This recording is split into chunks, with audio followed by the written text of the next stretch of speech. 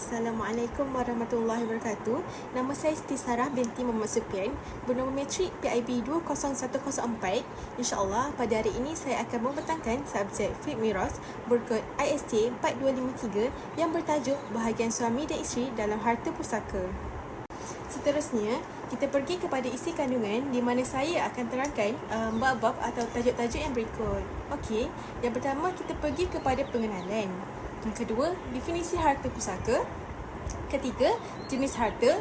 Keempat, fardu menurut istilah ilmu faraid. Kelima, sebab-sebab mempusakai harta. Keenam, pernikahan. Ketujuh, kadar yang ditetapkan berserta syarat untuk suami. Kelapan, kadar yang ditetapkan berserta syarat untuk isteri. Dan akhir sekali, kesimpulan. Okey, seterusnya kita mulakan dengan pengenalan tentang harta pusaka terlebih dahulu. Okey, pengurusan harta pusaka dalam kalangan umat Islam merupakan suatu prosedur yang perlu difahami oleh semua pihak, khasnya masyarakat Islam sendiri.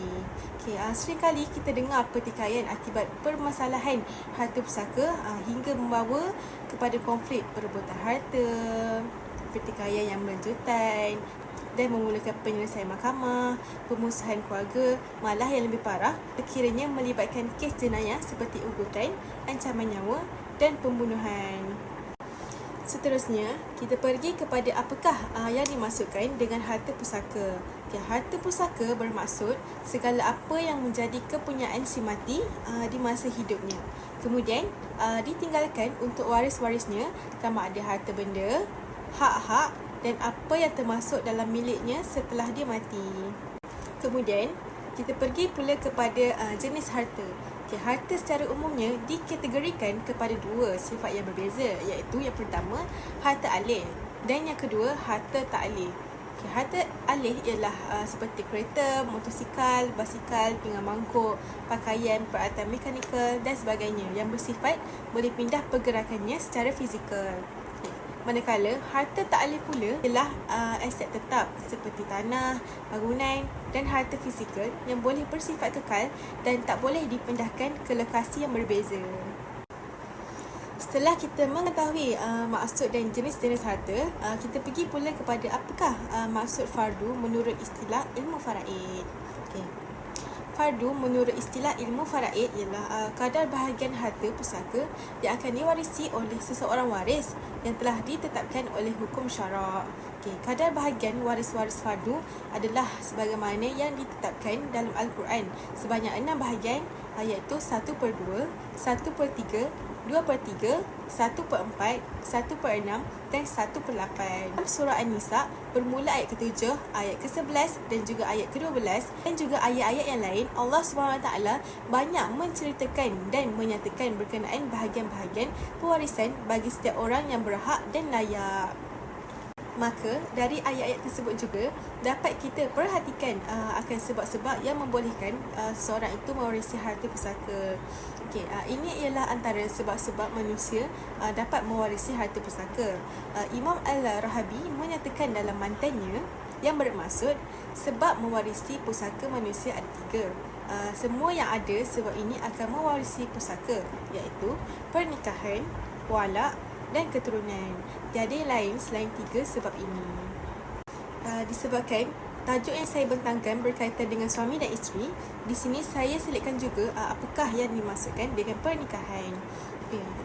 Pernikahan merupakan akad yang sah di sisi syarak antara lelaki dan juga wanita, merangkumi juga makna suami dan seorang isteri atau lebih, sekalipun mereka tidak sempat bersetubuh atau berkhaluan. Kedua-dua pasangan suami isteri berhak mewarisi pusaka pasangannya. Mereka juga berhak mewarisi pusaka ketika iddah, talak, raja'in. Walau bagaimanapun, suami atau isteri tidak boleh mewarisi pusaka pasangannya jika pernikahan mereka tidak sah. Kemudian, kita pergi kepada kadar dan bahagian yang ditetapkan untuk suami dan isteri beserta syaratnya. Untuk suami akan mendapat 2 bahagian, iaitu yang pertama 1/2 dan yang kedua 1/4. Yang pertama, suami mendapat 1/2 bila si isteri tidak mempunyai anak, sama ada anak itu daripada suami sekarang atau suami terdahulu. Furuk waris mutlaqah ke bawah, iaitu anak lelaki, cucu lelaki sebelah lelaki, dan anak perempuan, cucu perempuan sebelah lelaki. Firman Allah Ta'ala, A'udzubillahiminasyaitanirrajim, Bismillahirrahmanirrahim. Walakum nisfu ma taraka azwajukum in lam yakun lahunna walad. Yang bermaksud, dan bagi kamu 1/2 daripada harta yang ditinggalkan oleh isteri-isteri kamu ke mereka tidak mempunyai anak. Surah An-Nisa ayat 12. Yang kedua, 1/4 bagi suami jika isteri mempunyai anak, sama ada anak itu daripada suami sekarang atau suami terdahulu. Firman Allah Ta'ala, A'udzubillahiminasyaitanirrajim, Bismillahirrahmanirrahim.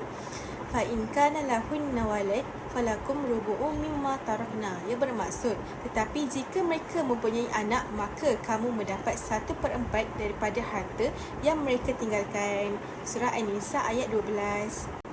Kita pergi pula kepada bahagian isteri.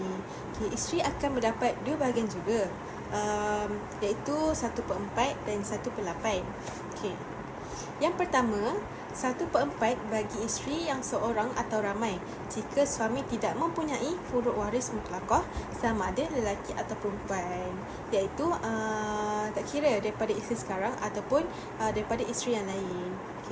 Yang kedua, bahagian 1/8 bagi isteri yang seorang ataupun ramai dengan syarat suaminya mempunyai furuk waris mutlaqah, sama ada lelaki atau perempuan, iaitu tak kira juga daripada isteri sekarang ataupun daripada isteri yang lain.